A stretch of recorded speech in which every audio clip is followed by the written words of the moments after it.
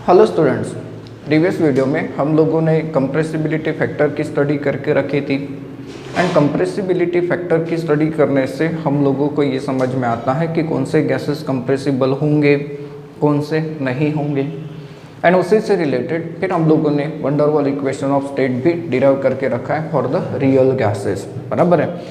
आज हम लोग डिस्कस करने वाले एक और थ्योरेटिकल टॉपिक इस यूनिट का, जिसकी हेडिंग होती है लिक्विफिकेशन ऑफ गैसेस, जिसे लिक्विफेक्शन ऑफ गैस भी कहा जाता है। नाउ गैसेस के बारे में सोचिए, हम लोगों ने गैसेस अभी तक दो टाइप के पढ़ के रखे, that is ideal gas and the real gas. And ideal gas के बारे में हम लोगों ने क्या पढ़ा? तो ऐसी गैस सर जिसमें इंटरमॉलिक्यूलर फोर्सेस बिल्कुल भी नहीं होते, जिसे हम लोग कंप्रेस नहीं कर सकते, जिसे हम लोग लिक्विफाई नहीं कर सकते, बराबर है। एंड ओवरऑल हम लोगों ने ये समझ के रखा है कि ideal gas does not exist. लेकिन बाकी जो गैसेस होते हैं जो हम लोग डेली लाइफ में देख सकते हैं, देखते तो नहीं गैसेस को, सॉरी, लेकिन जो डेली लाइफ में हम लोग नाम सुनते हैं, nitrogen, oxygen, hydrogen, helium, carbon monoxide, dioxide, right, sulphur dioxide वगैरह वगैरह, तो ये जो गैसेस होती है, इन गैसेस को आप लोग क्या कहते हो? Real gases. नाउ गैसेस का लिक्विफिकेशन कैसे हो सकता है?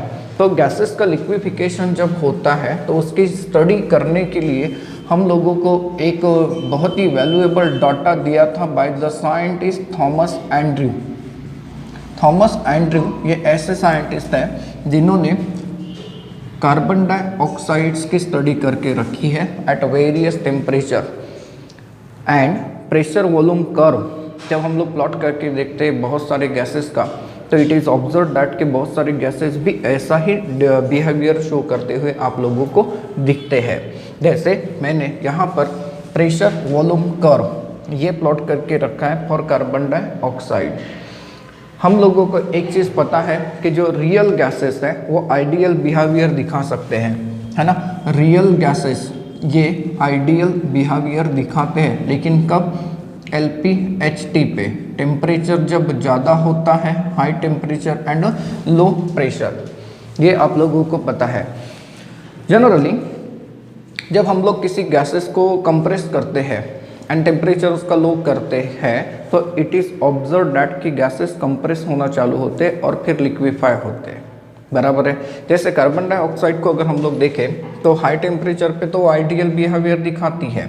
देखिए प्रेशर वॉल्यूम कर्व ये बिल्कुल आइडियल है। क्यों? क्योंकि जैसे जैसे प्रेशर बढ़ेगा वैसे वैसे वॉल्यूम क्या हो जाएगा? कम हो जाएगा, accordance with the Boyle's law. क्यों? क्योंकि आप लोगों ने बॉयल्स लॉ कुछ ऐसे पढ़ा था कि as the pressure increases volume decreases, क्योंकि इन्वर्सली रिलेटेड होते हैं, दिख रहा है। जैसे जैसे प्रेशर बढ़ेगा वैसे वैसे वॉल्यूम क्या होता जाएगा? कम कम होता जाएगा।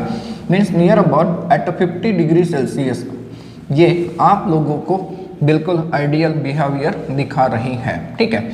लेकिन जैसे टेम्परेचर लो हो रहा है, टेम्परेचर जैसे जैसे लो होता है वैसे वैसे आप लोगों को आइडियल बिहेवियर्स में डेविएशंस मिलना स्टार्ट होते हैं। क्या मिलना स्टार्ट होते हैं? डेविएशंस। ज़रूरी नहीं कि सिर्फ यही ग्राफ है, ऐसे भी ग्राफ्स हो सकते हैं। देखिए ये भी डेविएट कर रहा है, राइट। लेकिन इस टेम्परेचर पे अगर हम लोग देखते हैं, जो कि टेम्परेचर है 30.98 डिग्री सेल्सियस, इस टेम्परेचर पे जब गैस आती है, इस टेम्परेचर पे जब गैस आती है एंड गैस का प्रेशर जब होता है 73 atm के आसपास, तो गैस लिक्विफाई होना स्टार्ट होती है।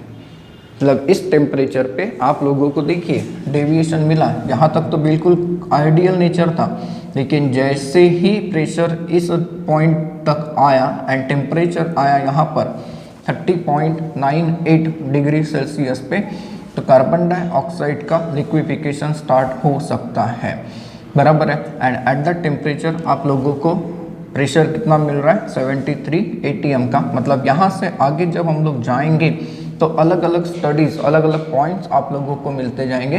तो 30.98 डिग्री सेल्सियस ये जो टेम्परेचर है, इसे हम लोग रिप्रेजेंट कर रहे हैं बाय TC। तो TC का मतलब क्या होता है पहले ये समझते हैं। TC का मतलब होता है क्रिटिकल टेम्परेचर। क्या होता है? TC का मतलब critical temperature. And critical temperature को हम लोग कैसे डिफाइन कर सकते हैं? The temperature above which a gas cannot be liquefied, cannot be liquefied, the temperature above which the gas cannot be liquefied, इसे हम लोग कहते हैं क्रिटिकल टेम्परेचर, राइट। नाउ यहाँ पर ये जो क्रिटिकल टेम्परेचर है कार्बन डाइऑक्साइड के लिए कितना मिल रहा है 30.98 डिग्री सेल्सियस का, मतलब ये कि इसके ऊपर यहाँ पर ये जो एरिया है ये कौन से फॉर्म में रहेगी, डेफिनेटली गैसीय स्टेट में रहेगी। लेकिन इससे थोड़ा नीचे अगर आते हैं तो आप लोगों को मिल सकता है कि गैसेस कैन बी लिक्विफाई। तो क्रिटिकल टेम्परेचर के साथ साथ यहाँ पर हमें दो टर्म्स और पढ़ने होते हैं। क्रिटिकल टेम्परेचर को आप रिप्रेजेंट करते हो बाय TC, राइट। अब क्रिटिकल टेम्परेचर के अलावा हम लोगों को एक और टर्म को पढ़ के रखना है, दैट इज क्रिटिकल प्रेशर। इसे रिप्रेजेंट करते हो आप लोग बाय PC।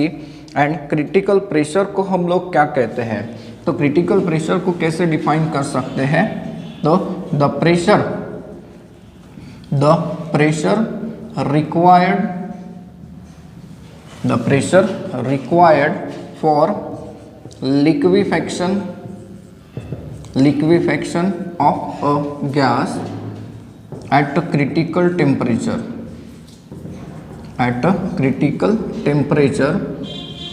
इसे आप लोग कहते हो critical pressure.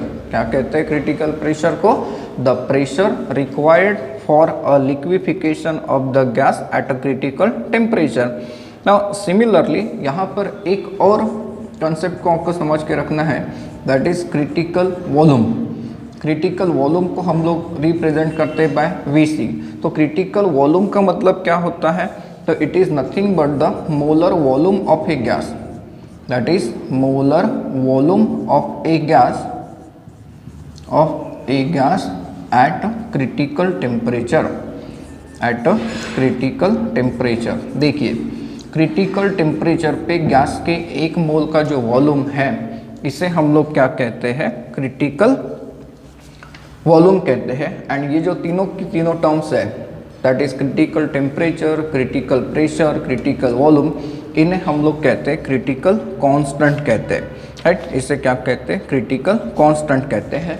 Now it will be observe, ये आपके पास एक इंफॉर्मेटिव टेबल है, टेबल लर्न नहीं करना है। सर ऐसा क्या होता है कि जनरली हम लोग गैसेस को लिक्विफाई करा सकते हैं, तो गैसेस को लिक्विफाई कराने के लिए उसका जो क्रिटिकल टेम्परेचर होता है वो रूम टेम्परेचर के अराउंड होना चाहिए, बहुत ज़्यादा डिफरेंस नहीं होना चाहिए। डिफरेंस तो रहेगा, जैसे जैसे क्रिटिकल टेम्परेचर बढ़ता है वैसे वैसे इट इज़ ऑब्जर्व दैट कि लिक्विफिकेशन टेंडेंसी भी बढ़ती है, लेकिन उसी टाइम पे प्रेशर भी देखिए, प्रेशर भी जब बहुत ज़्यादा होता है तो और चीज़ प्रॉब्लम हो सकती है। जैसे आप लोग देख रहे हैं कि हाइड्रोजन का क्रिटिकल जो टेम्परेचर है वो है 33.2 केल्विन, मतलब 0 डिग्री सेल्सियस से काफ़ी कम। एंड ऐसे केस में इसका PC ये है, दैट इज़ 12.97। एंड हीलियम के लिए अगर देखते हैं तो ये 5.3, उससे भी कम, PC उसका उससे भी कम। तो ये जो दो गैसेस हैं, दीज आर हाईली इनकम्प्रेसिबल। इनका आप लोग अगर लिक्विफेक्शन करते हैं तो बहुत डिफ़िकल्ट होता है। अगर हम लोग कितनी भी कंडीशंस को स्ट्रॉन्ग कर देते हैं, टेम्परेचर को कम करते हैं, प्रेशर को बढ़ाते हैं, तब भी इन गैसेस का जो लिक्विफिकेशन होता है ये काफ़ी डिफ़िकल्ट माना जाता है। सिमिलरली नाइट्रोजन एंड ऑक्सीजन को देखो, यहाँ पर क्रिटिकल टेम्परेचर थोड़ा सा बढ़ गया एज कम्पेयर टू दिस, बराबर है। क्रिटिकल प्रेशर देखिए bar, generally 1 atm is equal to 1 bar हम लोग ऐसे पढ़ते हैं, बराबर है ना। तो यहाँ पर देखिए प्रेशर थोड़ा सा बढ़ गया, लेकिन इस प्रेशर पे इट इज़ ऑब्जर्व दैट कि ये जो क्रिटिकल टेम्परेचर है काफ़ी लो है। अभी भी हम लोग 0 डिग्री सेल्सियस पे नहीं पहुँचे, क्योंकि ये इतना होता है 273 केल्विन, राइट। तो एज अ रिजल्ट इनका लिक्विफिकेशन भी थोड़ा सा डिफ़िकल्ट ही होता है, लेकिन इनके मुकाबले नहीं, क्योंकि इनके केस में जो क्रिटिकल टेम्परेचर की वैल्यू है वो काफ़ी कम है। जैसे जैसे क्रिटिकल टेम्परेचर की वैल्यू बढ़ती है वैसे वैसे लिक्विफिकेशन भी बढ़ता है। देखिए कार्बन डाइऑक्साइड की स्टडी हम लोग कर रहे हैं ना, कार्बन डाइऑक्साइड के केस में देखिए प्रेशर 73.9 atm के आसपास है। इनफैक्ट यहाँ पर 73 लिखा है मैंने, तो ये एक्सपेरिमेंटल वैल्यू है। 73 atm जब इसका क्रिटिकल प्रेशर पहुँच जाता है तो उस टाइम पे इसका क्रिटिकल टेम्परेचर होता है 304.1 केल्विन। एंड इस टेम्परेचर एंड प्रेशर पे कार्बन डाइऑक्साइड गैस अब लिक्विफाई होना चालू होती है। देखिए जब आप लोगों ने ये कार्बन डाइऑक्साइड का लिक्विफिकेशन जब स्टार्ट हुआ है ना, यहाँ पे कार्बन डाइऑक्साइड का लिक्विफिकेशन क्या हुआ, स्टार्ट हुआ।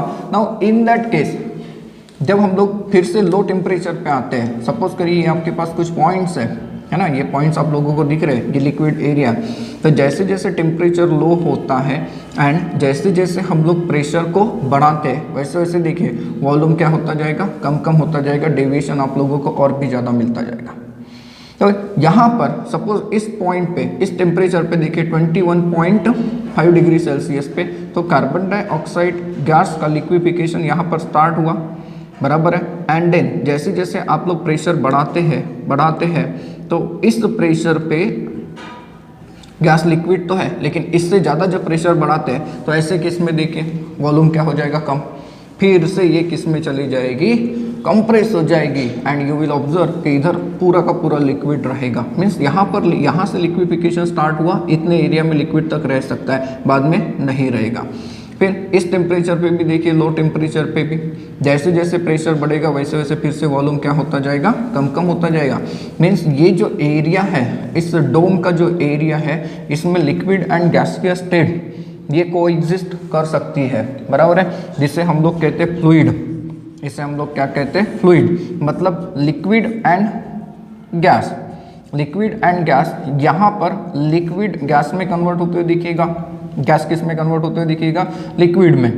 हालांकि हम दोनों को एक साथ डिस्टिंग्विश नहीं कर पाएंगे, इसलिए हम लोगों ने कौन सा वर्ड यूज़ किया यहाँ पर, फ्लूइड, ये वाला वर्ड यूज़ किया।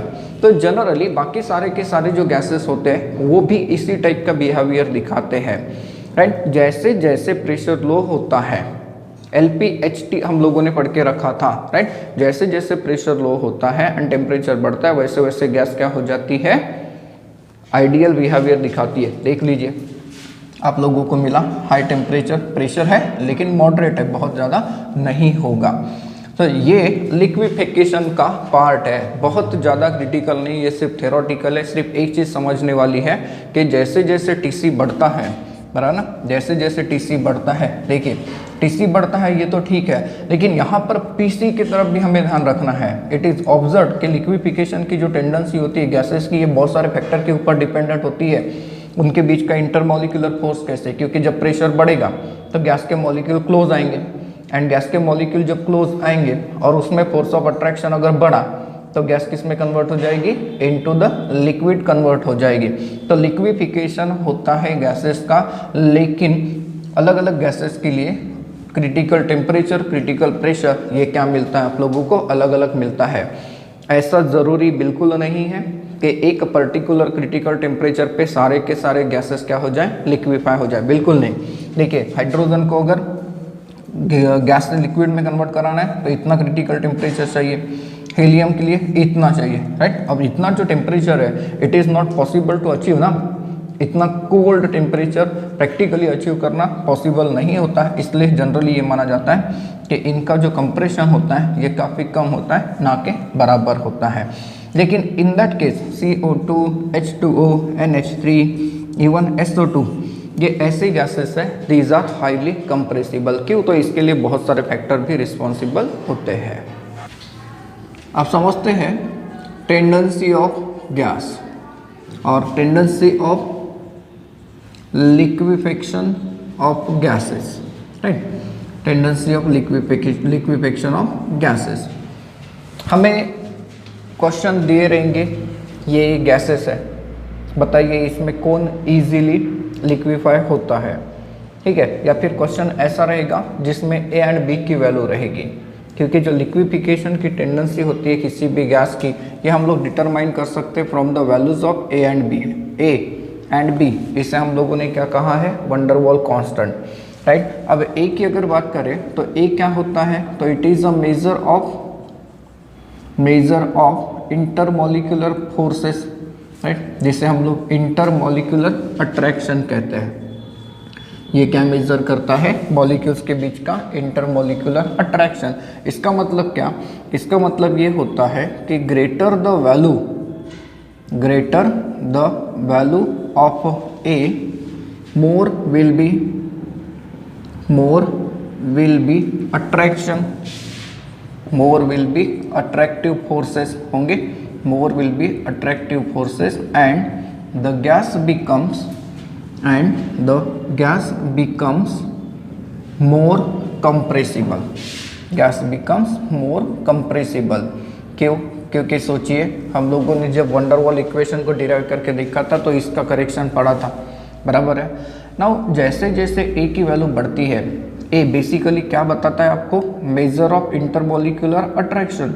मॉलिक्यूल्स के बीच में जब अट्रैक्शन बढ़ता जाएगा तो मॉलिक्यूल क्लोज आएंगे ना, एंड मॉलिक्यूल जब क्लोज आएंगे तो गैस को हम लोग इजीली क्या कर सकते हैं, फिर लिक्विफाई करा सकते हैं।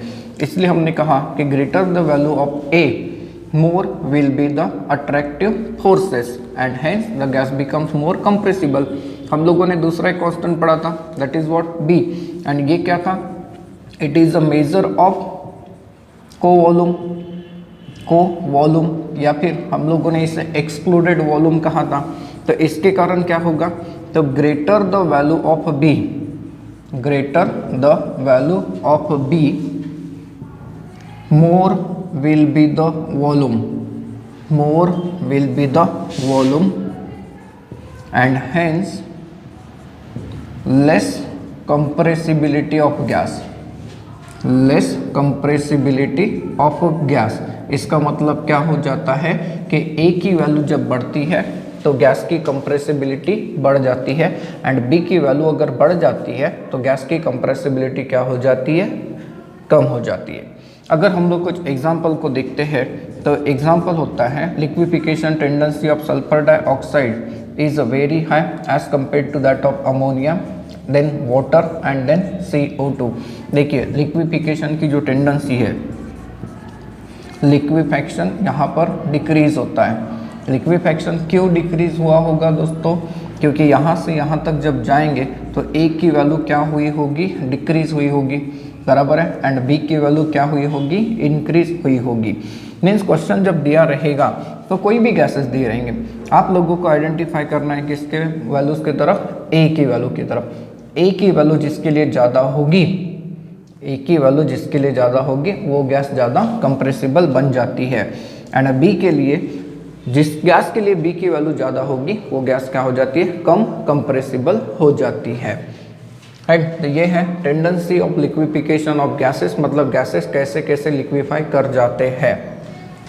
अब पढ़ते हैं critical constants, critical constants and Van der Waals equation. ठीक है, critical constant and Van der Waals equation, इसके बीच का डेरिवेशन तो हमें नहीं पढ़ना है, लेकिन इन फॉर्मूलोज को आपको याद करना है ताकि कभी अगर एंट्रेंस एग्जाम में इसके ऊपर क्वेश्चन मिला तो कौन कौन से क्रिटिकल कांस्टेंट आप लोगों ने पढ़े, TC, PC एंड VC, बराबर है। नाउ TC की अगर हम लोग बात करते हैं तो TC इज इक्वल टू क्या होता है, तो TC इज इक्वल टू होता है 8A/27RB होता है। ठीक है, ये वैल्यू डेरिवेशन से आई हुई है, हमें याद रखना है। अगर हम लोग PC की बात करते हैं तो PC की वैल्यू आप लोगों को मिलती है A/27B², क्या मिलती है, A/27B², एंड VC की वैल्यू को अगर देखें तो ये हो जाता है थ्राइस ऑफ B। ये इनके बेसिक डेरिवेशन से आई हुई वैल्यूज है। यहाँ पे देखिए हम इन इक्वेशन को चेंज कर सकते हैं, जैसे ये सबसे छोटा दिख रहा है तो यहाँ से B इज इक्वल टू क्या हो जाएगा, तो VC/3। तो जब VC/3 ये वाली वैल्यू आप B की यहाँ पर रखते हो तो आपको A की वैल्यू जो मिलती है वो A की वैल्यू ऐसे मिलेगी, that is thrice of PC/VC²। अब आपके पास A और B की वैल्यू आ गई तो यहाँ से आप लोग R की वैल्यू को डिटरमाइन कर सकते हैं। ये होता है 8PC/VC divided by thrice of TC। देखिए कभी अगर एंट्रेंस एग्जाम में क्वेश्चन आप लोगों को देता है कि पर्टिकुलर गैस के लिए B इतना है, आप लोग VC निकालिए तो ये निकाला जा सकता है। अगर कभी PC एंड VC दिया हुआ है तो A निकाला जा सकता है, या फिर इवन हम लोग R भी कैलकुलेट करके दिखा सकते हैं। बेसिकली R को कैलकुलेट करके दिखाने की ज़रूरत नहीं, क्योंकि R तो क्या हो जाता है, कांस्टेंट हो जाता है। नाउ ये जो हम लोगों ने लिक्विफिकेशन पढ़ा इसके ऊपर थ्योरेटिकल क्वेश्चन समझ लिए। थ्योरेटिकल क्वेश्चन होते हैं, बहुत ज़्यादा कैलकुलेशंस नहीं होते। देखिए इन क्वेश्चंस को अगर हम लोग देखते हैं तो क्या कहता है question number 1, water has a TC is equal to 647.1 Kelvin and PC is equal to 220.6 bar. What do these value imply, मतलब shows about the state of water under ordinary conditions. Ordinary conditions पे ये value क्या suggest करते हैं, तो बहुत सोचना ही नहीं है सर, वाटर ऑर्डिनरी कंडीशन में लिक्विड होता है, आंसर पहले से पता है, बराबर है। लेकिन क्यों होता है, देखिए आपको TC ये काफ़ी अच्छा दिख रहा है, ज़्यादा दिख रहा है, रूम टेम्परेचर से ऊपर दिख रहा है ना, रूम टेम्परेचर से भी ऊपर दिख रहा है। रूम टेम्परेचर कितना काउंट करते हो, 298 केल्विन। एंड PC को देखो, PC की वैल्यू बहुत ज़्यादा है ना, PC की वैल्यू बहुत ज़्यादा है। तो PC की वैल्यू ज़्यादा है तो ऐसे केस में मॉलिक्यूल्स काफ़ी क्लोज आएंगे, एंड मॉलिक्यूल जब क्लोज आएंगे तो इंटरमॉलिक्यूलर फोर्स ऑफ अट्रैक्शन बढ़ जाएगा।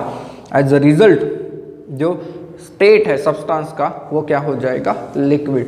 तो यहाँ पर आंसर आप लोग सिर्फ इतना लिखेंगे कि as TC is equal to this and PC is equal to this, water exist in a liquid state under ordinary conditions. Clear. दूसरे क्वेश्चन को देखिए क्या कहता है, CO2 has a TC is equal to 38.98 degree Celsius and PC is equal to 73 atm। ठीक है, how many phases of CO2 को exist at 50 degree Celsius and 73 atm, and दूसरी केस है 20 डिग्री सेल्सियस एंड 50 atm। तो यहाँ पर दो cases को स्टडी करने हैं ना, दो केसेस को स्टडी करनी है। पहली केस क्या कहता है कि 50 डिग्री सेल्सियस पे एंड 73 atm पे, ठीक है। अब क्रिटिकल टेम्परेचर अगर देखते हैं तो TC कितना है, 38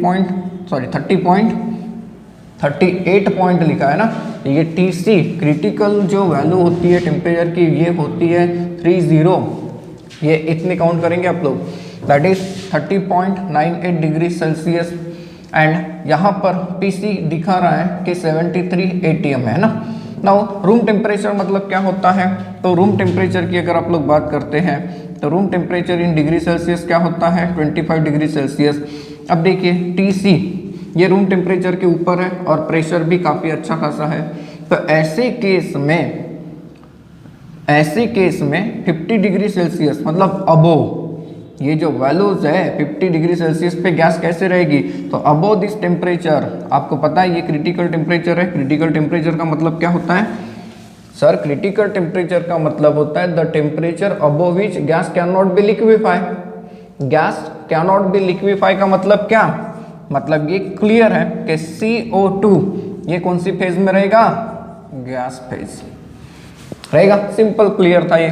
सेकेंड कंडीशन क्या कहता है, टेम्परेचर कितना रखा है 20 डिग्री सेल्सियस, ठीक है, एंड प्रेशर कितना रखा है TC 20 degree Celsius and PC क्या रखा है 50 atm का, ठीक है। अब TC को देखिए, आपके पास ये TC नहीं है, ये टेम्परेचर है। TC कितना है 30 एंड आपके पास टेम्परेचर है 20, बराबर है।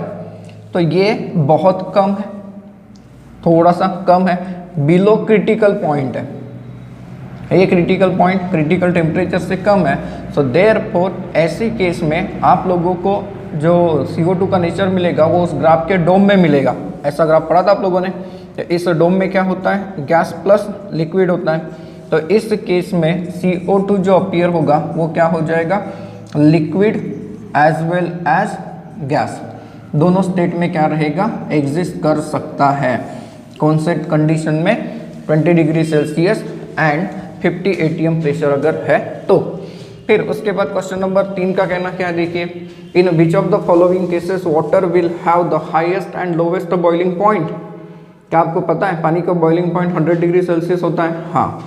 क्या आपको ये पता है पानी 40 डिग्री सेल्सियस पे भी बॉईल हो सकता है, नहीं सर कुछ भी बता देगा, हो सकता है।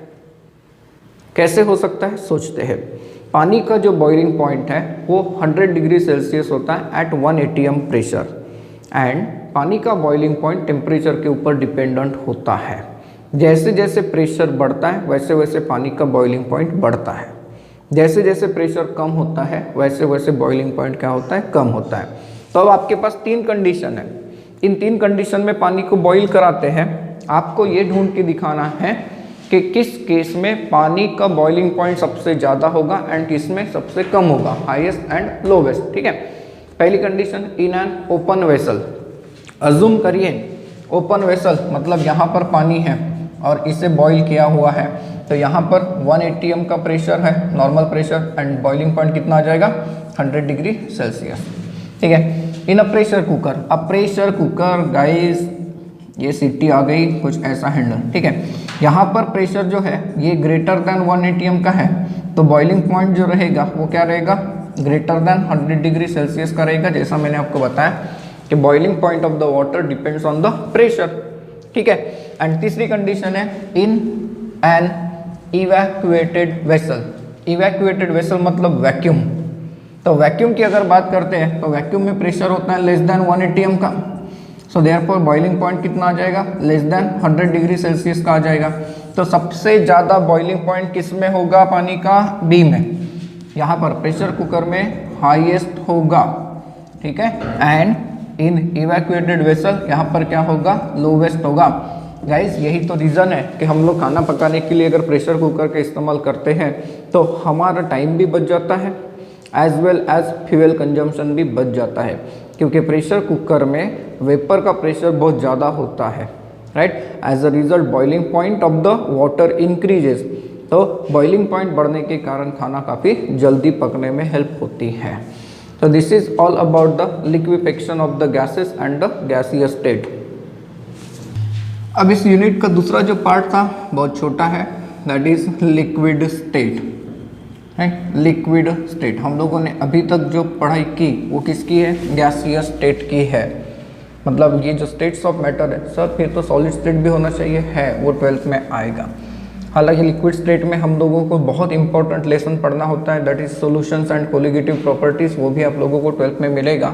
यहाँ पे सिर्फ कुछ बेसिक आइडिया आप लोगों को देता हूँ मैं लिक्विड स्टेट के बारे में।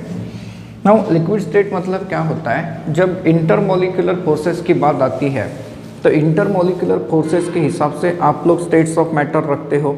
आप लोगों ने सॉलिड में कहा था कि इंटरमोलिकुलर फोर्सेस बहुत ज़्यादा स्ट्रॉन्ग होते हैं। लिक्विड में इंटरमोलिकुलर फोर्सेस स्ट्रॉन्ग तो होते हैं but not as equal to that of the solid.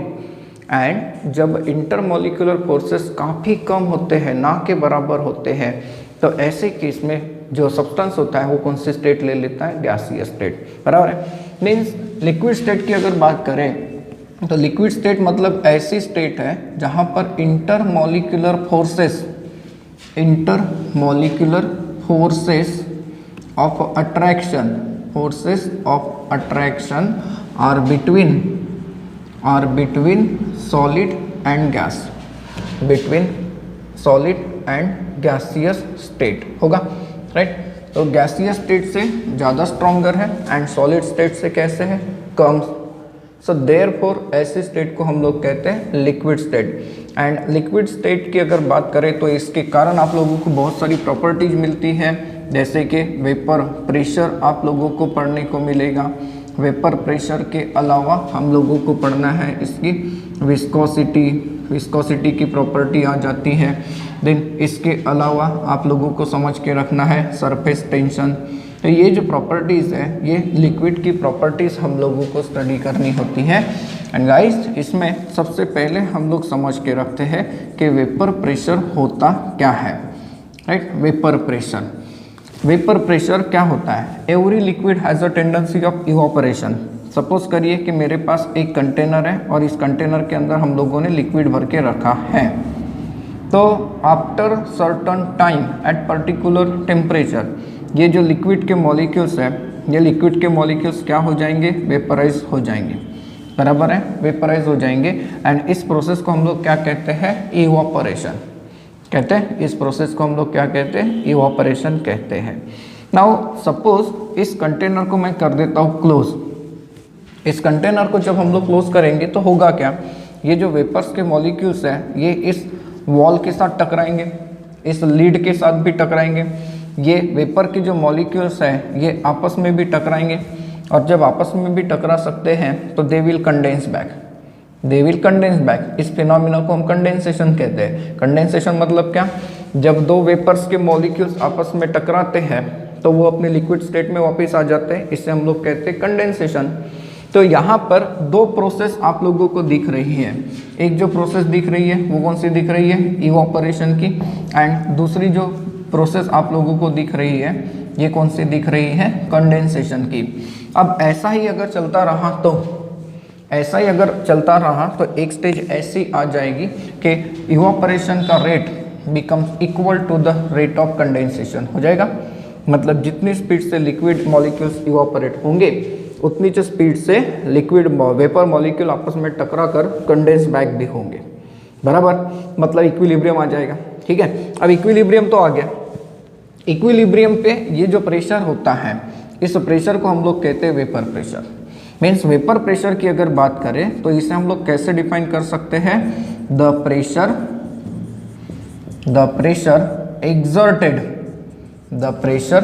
exerted by the vapors of liquid in equilibrium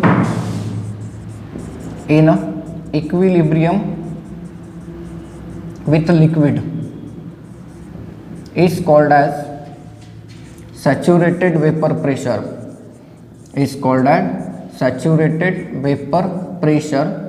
या फिर इसे सिंपली आप लोग कहते हो वेपर प्रेशर। सिंपली इसे हम लोग क्या कह सकते हैं, वेपर प्रेशर। होगा कि नहीं होगा गाइस, सोचिए। राइट, एक स्टेज ऐसी आ जाएगी जब rate of evaporation becomes equal to the rate of condensation. तो यहाँ पर गैसियस स्टेट जो है वो इक्विलिब्रियम में रहेगी लिक्विड स्टेट के, एंड लिक्विड की सरफेस के ऊपर जो वेपर का प्रेशर क्रिएट होगा उसी को हम लोग क्या कह देंगे, vapour pressure.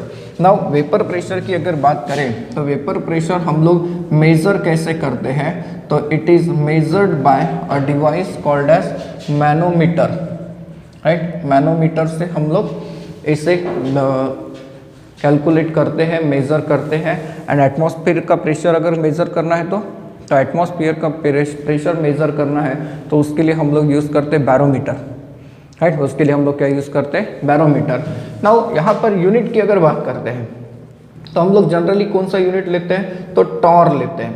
And 1 torr is equal to, generally हम लोग 1 mmHg का प्रेशर काउंट कराते हैं। At 1 torr is equal to 1 mmHg।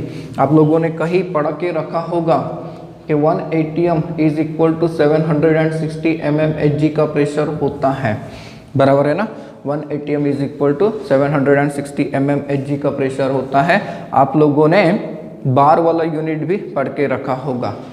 अब चलते हैं factors affecting the vapour pressure. Factors affecting vapour pressure, vapour pressure को कौन कौन से फैक्टर्स अफेक्ट कर सकते हैं इसके बारे में समझते हैं। इसमें पहला जो फैक्टर हम लोग देते हैं वो होता है nature of liquid. Nature of liquids को हम लोग 2 कैटेगरी में क्लासीफाई करते हैं गाइस, एक वोलेटाइल लिक्विड्स और दूसरा नॉन वोलेटाइल लिक्विड्स। ये कैसे क्लासीफाई कर सकते हैं, तो ये हम लोग क्लासीफाई कर सकते हैं with the help of vapour pressure. कैसे, ये भी कंडीशन है, इसमें भी कंडीशन है। कैसी कंडीशन है, ये सपोज करिए ये लिक्विड के मॉलिक्यूल्स है, देखिए लिक्विड है मतलब इन दोनों में फोर्स ऑफ अट्रैक्शन होगा, इन दोनों में फोर्स ऑफ अट्रैक्शन है, ठीक है। ये भी लिक्विड मान लिया, ये भी लिक्विड मान लिया। अब आप लोग सोचिए इसमें जल्दी इवापोरेट कौन होगा, तो सर ये जल्दी इवापोरेट होगा, क्यों, क्योंकि यहाँ पर जो इंटरमोलिकुलर फोर्स है वो काफ़ी वीक दिखता है, जिसके कारण ये टूट जाएगा और ये किस में कन्वर्ट हो जाएगा, इनटू द गैसियस स्टेट। लेकिन यहाँ पर देखिए, यहाँ पर इसे तोड़ने के लिए एनर्जी ज़्यादा लगेगी ना, तो एनर्जी जब ज़्यादा लगेगी तो इसका इवापोरेशन तो होगा, लेकिन इवापोरेशन कैसा हो जाएगा, स्लो हो जाएगा। तो ऐसे लिक्विड्स जिनमें इंटरमोलिकुलर फोर्सेस काफ़ी वीक है उसे आप लोग कहते हो वोलेटाइल लिक्विड्स। मतलब क्या, तो वोलेटाइल लिक्विड्स मीन्स ऐसे लिक्विड्स है जिनका वेपर प्रेशर क्या हो जाएगा, हाई, बराबर है, क्योंकि इजीली इवापोरेट होंगे और इजीली इवापोरेट होंगे तो वेपर स्टेट ज़्यादा आएगी, एंड वेपर स्टेट ज़्यादा आएगी तो वेपर प्रेशर ज़्यादा आएगा। एग्जांपल देखिए, पेट्रोल, एक कंटेनर में एक ग्लास में पानी लीजिए, दूसरे ग्लास में पेट्रोल लीजिए और दोनों को रख दीजिए रूम टेम्परेचर पे। थोड़ी देर के बाद आपको पता चले जाएगा कि पेट्रोल का कंटेनर खाली हो गया। क्यों, क्योंकि पेट्रोल इवापोरेट हो गया। क्यों इवापोरेट हुआ होगा? क्योंकि पेट्रोल के मॉलिक्यूल्स के बीच का इंटरमॉलिक्यूलर फोर्स ऑफ अट्रैक्शन कैसा होगा? वीकर होगा, इसलिए। इसके अलावा इथाइल एसीटेट नाम का जो कंपाउंड होता है ये भी काफ़ी ज़्यादा वोलेटाइल होता है। देखिए, वोलेटाइल लिक्विड्स का मतलब होता है ऐसे लिक्विड्स जिनका बॉइलिंग पॉइंट कम होता है। लो बॉइलिंग पॉइंट है मतलब वोलेटिलिटी ज़्यादा है। तो इसका मतलब ये कि ऐसे लिक्विड्स जिनमें इंटरमॉलिक्यूलर फोर्सेस कम है, जिसे हम वोलेटाइल लिक्विड्स कहते हैं, उनमें वेपर प्रेशर ज़्यादा होगा as compare to the liquids in which intermolecular forces of attraction will be stronger. जब intermolecular forces of attraction stronger रहेंगे तो वेपराइजेशन कम होगा, वेपराइजेशन कम होगा, वेपर्स कम बनेंगे, वेपर्स कम बनेंगे, वेपर प्रेशर भी क्या आ जाएगा? कम आ जाएगा। क्लियर? दूसरा फैक्टर होता है टेम्परेचर। नाउ यहाँ पर एक सिंपल रिलेशनशिप याद रखिए, vapour pressure is directly proportional to temperature. मतलब क्या? मतलब बहुत क्लियर है कि as the temperature increases vapour pressure also increases. हाँ, क्यों? क्योंकि जब टेम्परेचर बढ़ता है तो काइनेटिक एनर्जी बढ़ती है, काइनेटिक एनर्जी बढ़ेगी तो मॉलिक्यूल भागना चालू करेंगे एक दूसरे से दूर, एंड जैसे जैसे एक दूसरे से दूर जाने की कोशिश करेंगे इंटरमॉलिक्यूलर फोर्स ऑफ अट्रैक्शन कम होगा। इंटरमॉलिक्यूलर फोर्स ऑफ अट्रैक्शन अगर टूट गया तो मॉलिक्यूल वेपराइज होगा, जिसके कारण वेपर प्रेशर जनरेट होगा। तो ये फैक्टर्स क्लियर हो गए, that is about the vapour pressure. Next property की तरफ चलते हैं लिक्विड के, दैट इज सरफेस टेंशन। क्या होता है डेफिनेशन लिख के रखी है, ठीक है, पढ़ लेंगे, समझ लेंगे। लेकिन सरफेस टेंशन हमें क्यों मिलेगा, इसके पीछे कुछ रीजंस है, एंड सरफेस टेंशन का हमारे लाइफ में भी बहुत अच्छे एप्लीकेशन होते हैं। कैसे होते हैं समझते पहले। देखिए, सपोज करिए कि मेरे पास एक कंटेनर है और इस कंटेनर में लिक्विड है, जस्ट इमेजिन के वाटर ही है। तो यहाँ पर जो लिक्विड के मॉलिक्यूल्स हैं ये दो टाइप के हैं। कुछ मॉलिक्यूल्स इस सरफेस के नीचे हैं और यहाँ पर सरफेस के मॉलिक्यूल्स हैं। तो बल्क में जो मॉलिक्यूल है इसके बारे में सोचिए। सपोज ये एक मॉलिक्यूल है, तो ये जो मॉलिक्यूल है ये बाकी मॉलिक्यूल के साथ बिल्कुल इक्वली अट्रैक्टेड होगा, है ना। ये बाकी मॉलिक्यूल के साथ क्या होगा? इक्वली अट्रैक्टेड होगा इन ऑल द डायरेक्शन, ठीक है। ये बल्क मॉलिक्यूल हो गया, इसे हम लोग कहेंगे बल्क मॉलिक्यूल, जो कि इक्वली अट्रैक्टेड है। लेकिन यहाँ पर जो मॉलिक्यूल प्रेजेंट है सरफेस पे, उसके बारे में सोचिए। It is attracted only in inward direction, right. जो अंदर में मॉलिक्यूल्स हैं वही इसे अट्रैक्ट कर सकते हैं, क्योंकि इसके ऊपर कोई मॉलिक्यूल है क्या? नहीं है, जिसके कारण जो सरफेस है लिक्विड की इट बिकम स्ट्रेच, ये स्ट्रेस महसूस कर रही है, बराबर है ना, क्योंकि ये मॉलिक्यूल्स इसे अंदर खींचने की कोशिश कर रहे हैं। एंड देयरफॉर सरफेस की अगर बात करते हैं तो सरफेस ऑफ द लिक्विड ये कुछ इस टाइप से हो रही है, सर्कुलर होने की कोशिश कर रही है इस कंटेनर में। नाउ यहाँ पर टेंशन अप्लाई हो रहा है इस सरफेस पे, सरफेस की जो मॉलिक्यूल्स है यहाँ पर टेंशन अप्लाई हो रहा है, और ये जो टेंशन अप्लाई होता है ऑन द सरफेस, इसी को हम लोग कहते हैं सरफेस टेंशन। देखिए, द फोर्स द एक्टिंग है, फोर्स एक्ट हो रहा है, द फोर्स एक्टिंग पर unit length perpendicular to the line drawn on the surface of the liquid. देखिए, ये है एक लाइन एंड ये परपेंडिकुलर, यहाँ पे जो फोर्स अप्लाई हो रहा है, द फोर्स एक्टिंग पर unit length perpendicular to the line drawn on the surface of the liquid is called as surface tension. इसी को हम लोग कहते हैं guys surface tension. Surface tension को रिप्रेजेंट करते हैं by the letter gamma, and इसे यूनिट अगर दिया जाए तो इसका यूनिट होता है nm square inverse, sorry nm inverse, not a square, that is newton per metre. तो ये हम लोगों के पास होती है सरफेस टेंशन का कंसेप्ट। नाउ सरफेस टेंशन की अगर हम लोग बात करें तो सरफेस टेंशन के हमारे पास कुछ एप्लीकेशंस है। पहला एप्लीकेशन होता है cleaning action,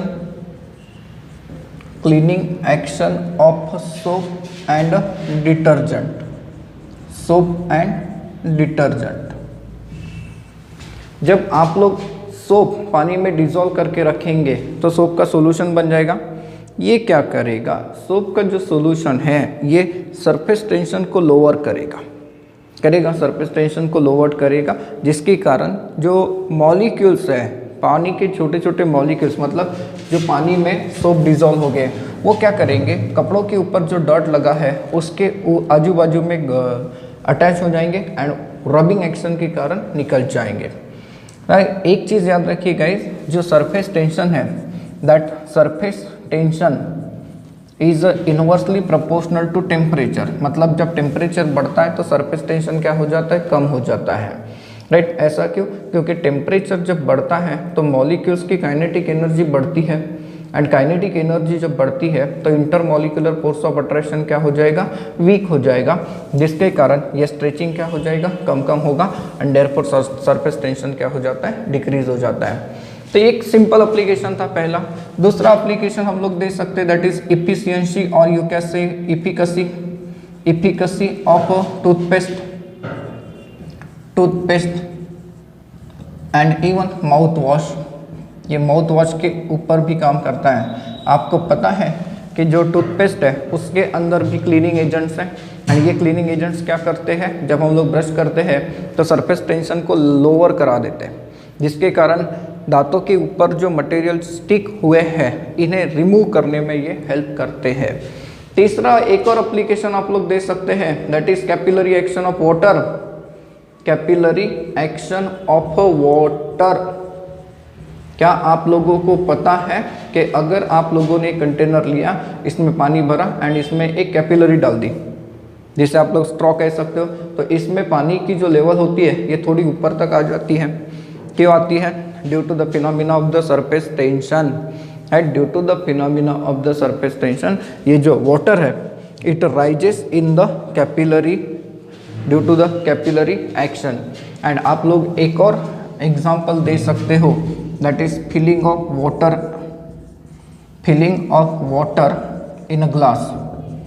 in a glass up to a rim.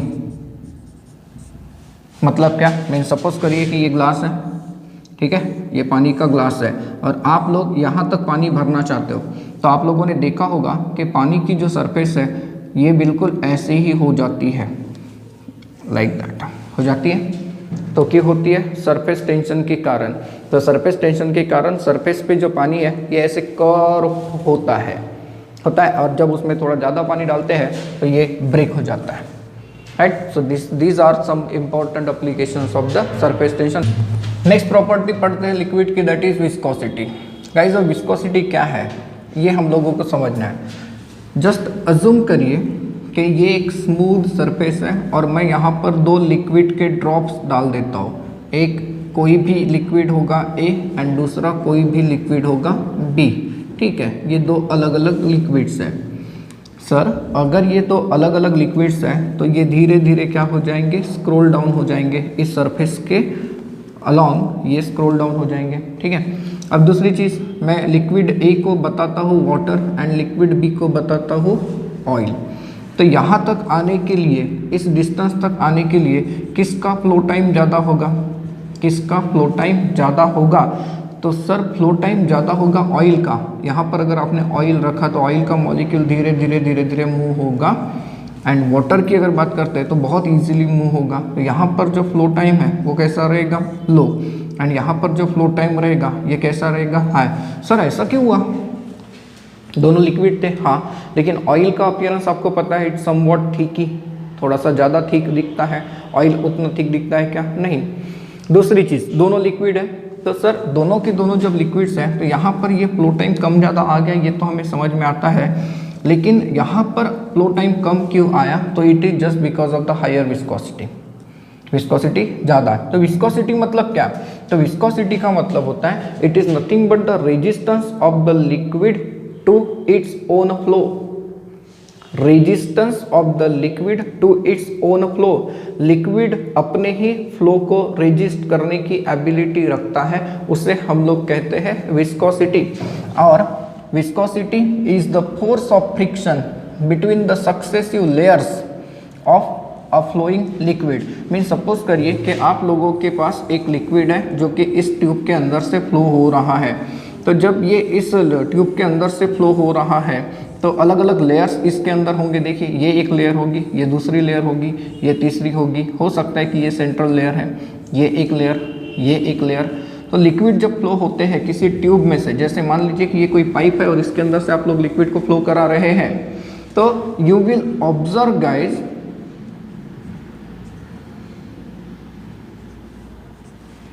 You will observe that, ये तो सेंट्रल थी तो ठीक है इसे यहाँ रख देता हूँ, तो ये ऐसे रहेंगे, ठीक है ना। जब अलग अलग लेयर्स में लिक्विड फ्लो होता है तो ये जो सेंट्रल वाली लेयर होती है, इस सेंट्रल वाली लेयर को बहुत ज़्यादा फ्रिक्शन फेस करना पड़ता है। क्यों? क्योंकि ये लेयर और ये लेयर वो दोनों मिलकर इसे क्या कर रही है, प्रेस कर रही है, जिसके कारण इसका फ्लो क्या हो जाएगा, कम हो जाएगा। तो सपोज करिए कि इसकी विस्कोसिटी अगर V है तो बाकी की जो लेयर्स है उनकी विस्कोसिटी इसके मुकाबले क्या रहेगी, ज़्यादा रहेगी कि कम रहेगी, कम रहेगी, मतलब इजीली फ्लो होगा। तो यहाँ पर अगर कोई मॉलिक्यूल की लेयर को हम लोग चेक करते हैं तो हो सकता है कि उसकी विस्कोसिटी आपको ऐसी मिल जाए, यहाँ पर V - dV, मतलब क्या, इसकी विस्कोसिटी बहुत ज़्यादा है, मतलब इससे फ्लो करने के लिए टाइम ज़्यादा लगेगा। इनकी विस्कोसिटी कम है, मतलब इन्हें फ्लो करने के लिए टाइम क्या लगेगा, कम लगेगा। तो ये जो प्रॉपर्टी होती है इससे हम लोग कहते हैं विस्कोसिटी। मतलब एक लाइन में अगर डिफाइन करना है तो viscosity is nothing but the measure of the resistance, it is the measure of the resistance to the flow of the liquid. Liquid को फ्लो होने के लिए जो रेजिस्टेंस मिलता है उसकी फ्रिक्शनल फोर्स को हम लोग क्या कह देते हैं, विस्कोसिटी कह देते हैं।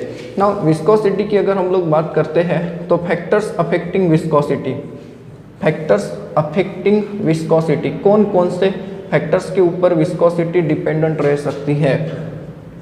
फैक्टर्स अफेक्टिंग विस्कोसिटी, इसमें हम लोग पहला फैक्टर जो देते हैं वो देते हैं molecular weight and shape of molecule, and shape of molecule, right. सोचिए कैसा, विस्कोसिटी एंड मॉलिक्यूलर वेट, इसके बीच में अगर हम लोग रिलेशन देखते हैं तो इट इज ऑब्जर्व दैट कि विस्कोसिटी एंड मॉलिक्यूलर वेट ये दोनों एक दूसरे के साथ डायरेक्टली रिलेटेड हो सकते हैं। मतलब क्या, मतलब ये होगा कि जैसे जैसे मॉलिक्यूल का मॉलिक्यूलर वेट बढ़ेगा, मोटा हो जाएगा ना वो, जैसे जैसे मोटा होगा वैसे वैसे विस्कोसिटी बढ़ जाएगी, फ्लो टाइम क्या हो जाएगा उसका, बढ़ जाएगा, बराबर है। एंड रही बात शेप ऑफ मॉलिक्यूल, तो इट इज ऑब्जर्व दैट कि viscosity of normal molecules is less as compared to that of the branch molecules, as compared to that of the branch molecules। देखिए अगर कभी आप लोगों के पास नॉर्मल मॉलिक्यूल है तो उसकी विस्कोसिटी कम होती है, मतलब वो जल्दी फ्लो हो जाएगा as compare to the branch molecule. For example आपके पास अगर कोई ऐसा अल्कोहल है CH3 CH2 CH2OH, इसका कॉमन नाम होता है N प्रोपाइल अल्कोहल। क्यों नाम में N लगाए, क्योंकि ये नॉर्मल है, ठीक है। एंड अगर आपके पास कहीं दूसरा ऐसा अल्कोहल है तो इसे हम लोग कहते हैं आइसोप्रोपाइल अल्कोहल। इसे क्या कहते हैं, आइसोप्रोपाइल अल्कोहल। देखिए इसमें एक ब्रांच आ गई, आगे यहाँ पर है क्या, नहीं, तो इसकी जो विस्कोसिटी है ये कम होती है as compare to isopropyl alcohol. दूसरा फैक्टर देते हैं हम लोग टेम्परेचर का। तो टेम्परेचर एंड विस्कोसिटी में रिलेशन अगर देखते हो तो it is inversely proportional to the temperature, मतलब as the temperature increases viscosity decreases. जी हाँ, टेम्परेचर जब बढ़ता है तो मॉलिक्यूलर मोशन बढ़ता है, काइनेटिक एनर्जी बढ़ती है एंड मॉलिक्यूल इजीली फ्लो होगा, इजीली फ्लो होगा तो विस्कोसिटी क्या हो जाएगी, कम कम हो जाएगी। तीसरा फैक्टर दिखते हैं गाइस जो कि विस्कोसिटी को अफेक्ट कर सकता है, वो होता है नेचर ऑफ लिक्विड्स। क्या होता है, नेचर ऑफ लिक्विड्स। अब इसमें हम लोग क्या कहेंगे, इसमें हम लोग कुछ ऐसे कह सकते हैं कि लिक्विड्स विथ स्ट्रॉन्ग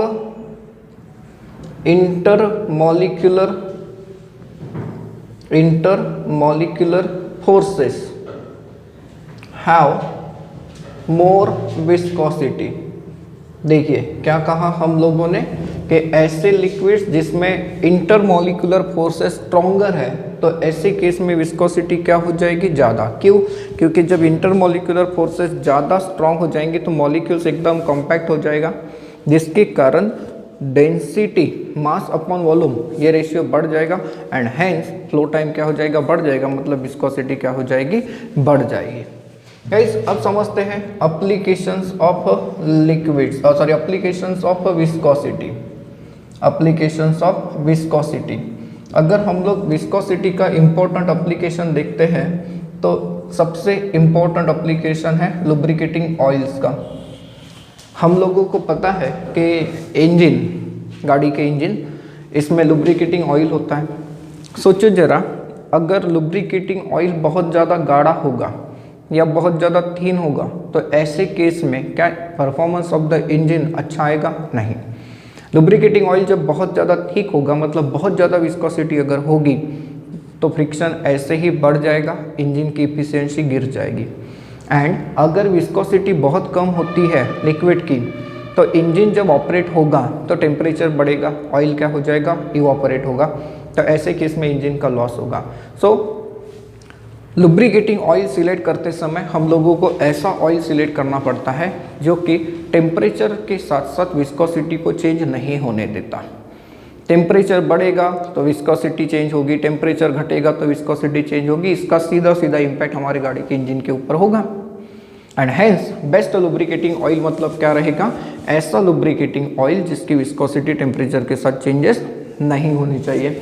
इसमें दूसरा एप्लीकेशन अगर हम लोग देखें विस्कोसिटी का, तो viscosity of the blood, right, viscosity of the blood.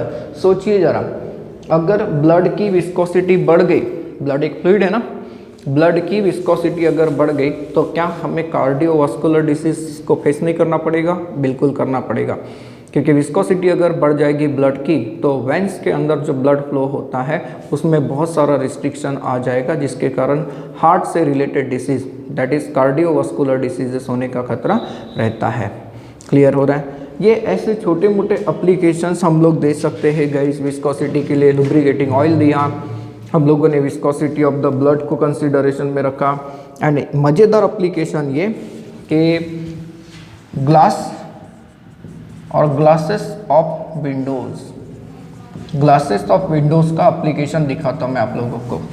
क्या आप लोग मान सकते हैं कि अगर कोई एक बिल्डिंग है, ये उसकी खिड़की है जो कि 50-60 साल पुरानी होगी, 50-60 साल पहले जब यहाँ पर उन्होंने ग्लास की शीट लगाई होगी, ग्लास की शीट लगाई होगी, तो यू विल ऑब्जर्व कि ये जो टॉप एरिया होता है इसका इट बिकम्स थिनर एंड ये जो बॉटम वाला एरिया हो जाता है ये थिक हो जाता है। कुछ भी क्या सर ऐसे हो सकता है? होता है, but it will require lots of time.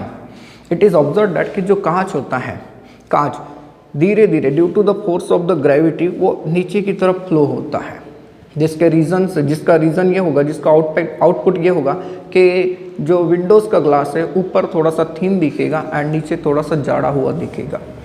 यही रीज़न है कि हम लोग ग्लास को सॉलिड भी नहीं कह सकते, लिक्विड भी नहीं कह सकते। ग्लास को हम लोग कहते हैं सुपर कूल्ड लिक्विड। क्या कहते हैं? Super cooled liquid. And super cooled liquid होने के कारण it flows under the force of the gravity. Guys, unit of viscosity की बात करें तो यहाँ पर मैंने आप लोगों को दिया है, आप लोगों को एंट्रेंस एग्जाम में पूछा जा सकता है कि बताइए क्या यूनिट है। तो विस्कोसिटी को हम लोग काउंट करते हैं in terms of the viscosity coefficient, coefficient of the viscosity, जिससे हम लोग रिप्रेजेंट करते हैं इस सिंबल से, जो कि एन के समान दिखता है बट है नहीं, इससे आप लोग कहते हो ईटा। क्या कहते हैं? ईटा। एंड ऐसा यूनिट की अगर बात करें तो ऐसा यूनिट है न्यूटन सेकेंड पर मीटर स्क्वायर इनवर्स। दूसरे यूनिट भी हम लोग यूज़ करते हैं सीजीएस सिस्टम वाले, पॉइज में 1 poise is equal to 1 gram per centimetre per second, which is also equal to 10 to the power -1 kilogram per metre per second. ये यूनिट का इस्तेमाल किया जाता है। तो यहाँ आने के बाद आपका ये वाला lesson that is states of matter हो जाता है फिनिश। हम लोग अपने नेक्स्ट लेसन की तरफ चलेंगे नेक्स्ट वीडियो में।